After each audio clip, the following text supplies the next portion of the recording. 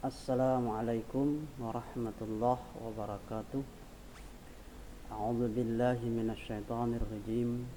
Bismillahirrahmanirrahim. Alhamdulillahi rabbil alamin wa bihi nasta'in ala umurid dunya waddin. Sayyidina wa maulana Muhammadin wa ala alihi wa sahbihi ajma'in. Amma ba'd. Dalam hidup di dunia ini tentunya banyak masalah yang kita temui dan hadapi dalam kehidupan sehari-hari. Setiap masalah itu ada yang berat, ada yang sedang, dan ada pula yang ringan. Ketika menghadapi masalah itu, setiap orang berbeda-beda. Ada yang mampu menghadapinya, bahkan bisa menyelesaikannya dengan sebaik mungkin. Ada pula yang tidak mampu menghadapinya serta menyelesaikannya.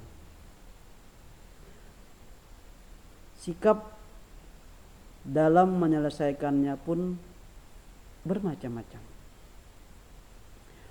Ada mereka yang sabar, ada pula yang sedih, ada yang histeris, teriak,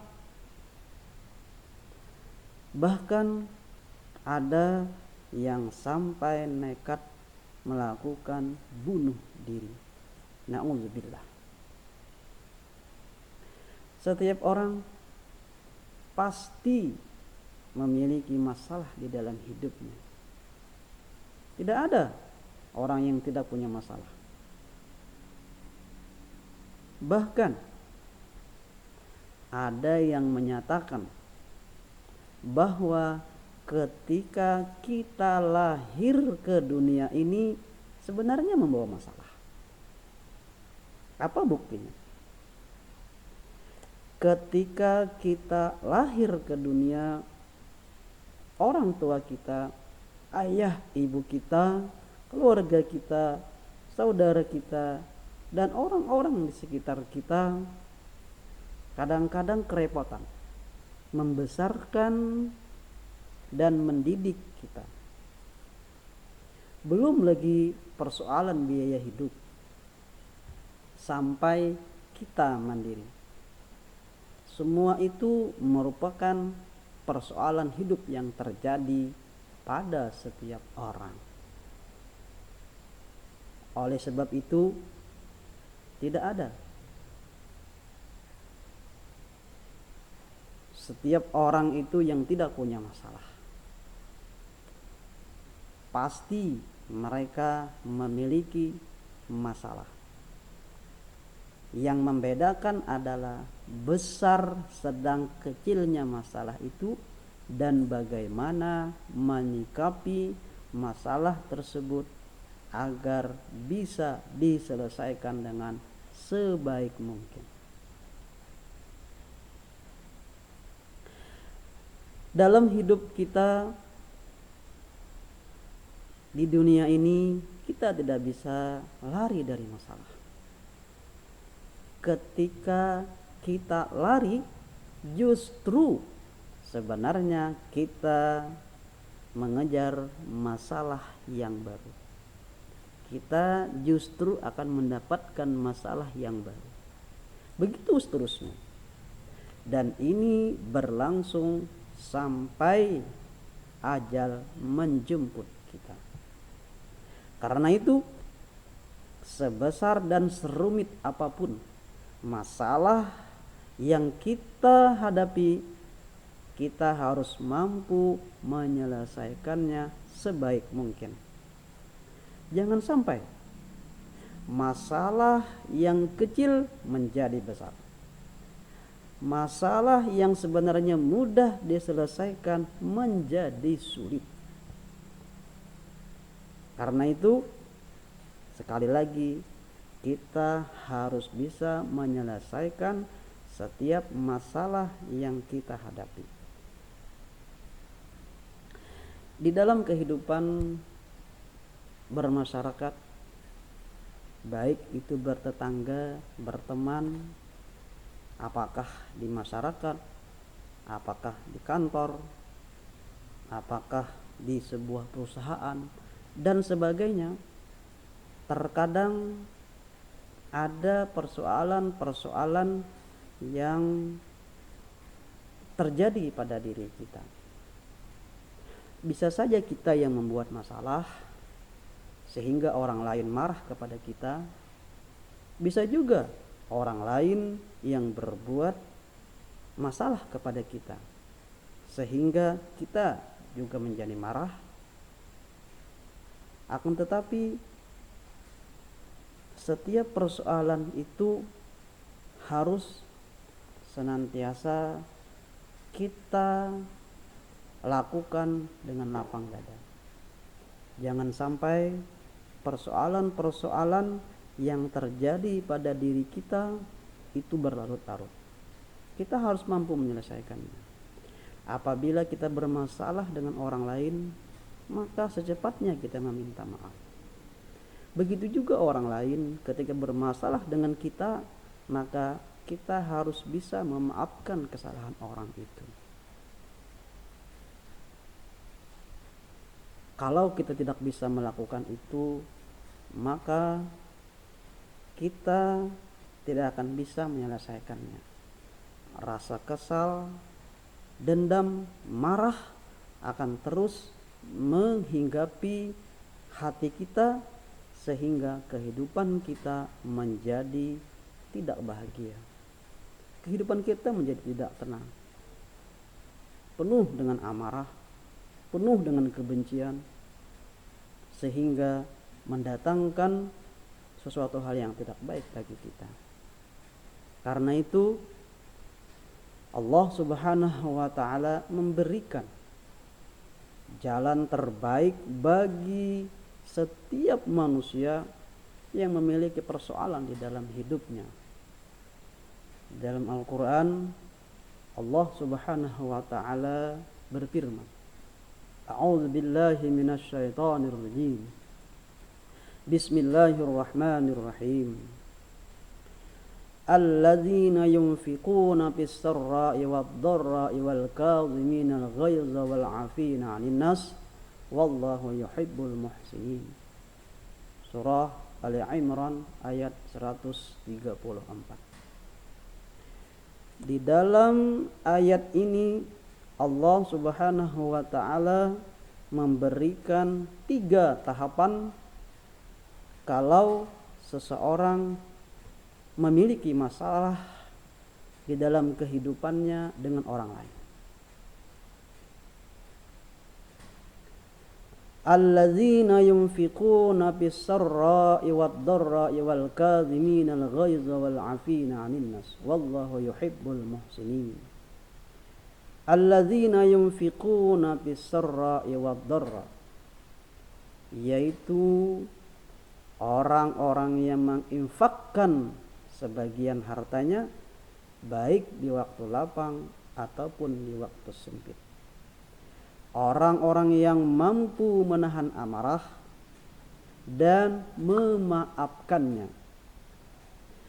Sesungguhnya Allah menyukai orang-orang yang berbuat kebaikan.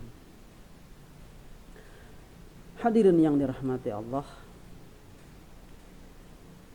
3 tahap atau 3 tingkatan ini adalah yang pertama. Ketika kita menghadapi masalah dengan orang lain, tentu kadang-kadang kita akan tersinggung, kita akan marah. Maka tahap yang pertama yang diberikan Allah kepada kita adalah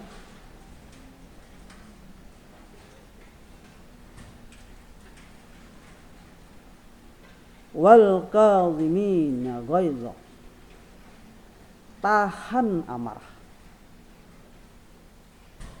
tahan amarah kita. Karena orang yang tidak mampu menahan amarah, maka orang tersebut ya bisa membalas terhadap perbuatan orang lain. Kalau orang memukul kita, maka kita pun juga akan memukul dia.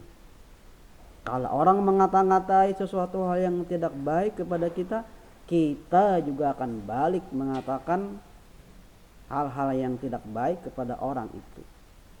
Ini adalah tanda orang yang tidak mampu menahan amarahnya. Karena itu Allah mengatakan tahan amarah. Sayyidina Umar bin Khattab radhiyallahu anhu mengatakan, amarah itu ibarat api. Api akan padam dengan air. Karena itu, ketika kita berada dalam kondisi marah, maka cepat-cepatlah kita mandi atau kita berwudu supaya rasa amarah itu mereda atau bisa hilang sama sekali dalam diri kita. Ada juga yang menyatakan kalau kita marah saat berdiri, maka cepat-cepatlah duduk. Begitu juga ketika kita marah dalam keadaan duduk, maka cepatlah berbaring. Karena ketika kita mampu melakukan itu, maka amarah kita akan terkontrol. Tahap yang kedua atau tingkatan yang kedua ketika kita mampu mengontrol amarah kita, maka Allah mengatakan wal afina 'anin nas, maafkan. Karena memaafkan itu adalah sesuatu hal yang lebih baik. Mungkin mudah mengatakan maaf, akan tetapi praktiknya memang sulit. Akan tetapi itulah yang harus kita lakukan. Kita harus mampu mengolah hati kita untuk memaafkan orang yang telah berbuat salah kepada kita. Karena kalau kita tidak bisa memaafkan, maka dendam, amarah di dalam hati kita itu bisa saja muncul di kemudian hari. Dan yang terakhir adalah ketika kita sudah mampu menahan amarah, kemudian mampu memaafkan orang yang telah berbuat salah kepada kita, ini tahap yang ketiga, yaitu innallaha yuhibbul muhsinin, yaitu berbuat baik kepada orang yang telah melakukan kesalahan terhadap kita. Bahkan berbuat baik kepada orang yang telah menzalimi diri kita. Wah, ini luar biasa. Luar biasa. Tidak semua orang mampu melakukan ini. Akan tetapi apabila kita mampu melakukan ini, maka kita termasuk orang yang bertakwa. Hal ini telah dicontohkan oleh Rasulullah, panutan kita, tauladan kita di muka bumi ini. Rasulullah sallallahu alaihi wasallam pada suatu saat beliau bepergian. Ketika waktu itu pernah melewati sebuah rumah. Rumah itu dikatakan sebagai orang Yahudi. Ketika Rasul lewat di muka rumah itu, orang tersebut kemudian meludahi Rasul. Dan itu tidak sekali.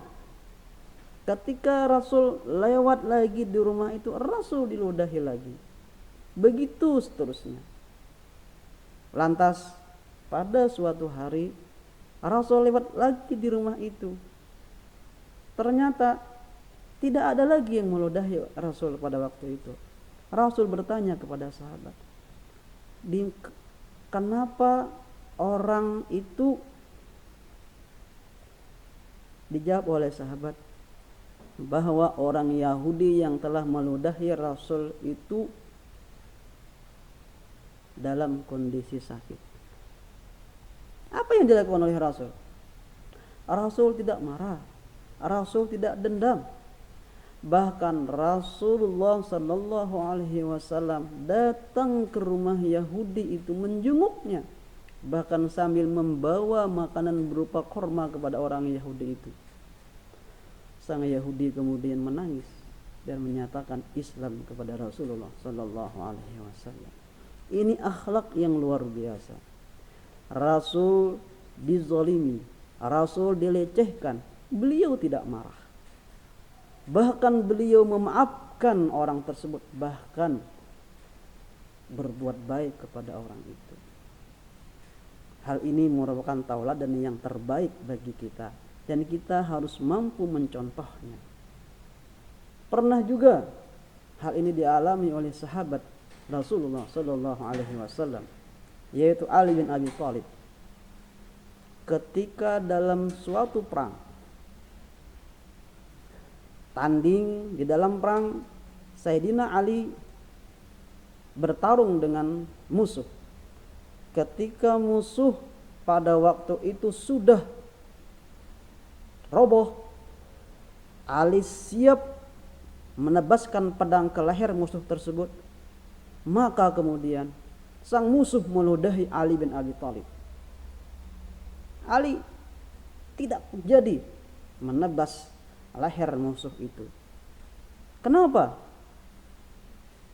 Ali menyatakan bahwa dalam medan perang kita melakukan jihad fi sabilillah, berperang karena Allah, berperang membela agama Allah.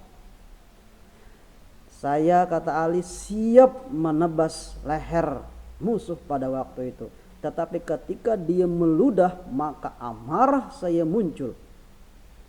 Kemudian saya sadar, kalau saya tebas leher orang itu karena amarah, berarti saya telah melakukan pembunuhan dengan menuruti hawa nafsu.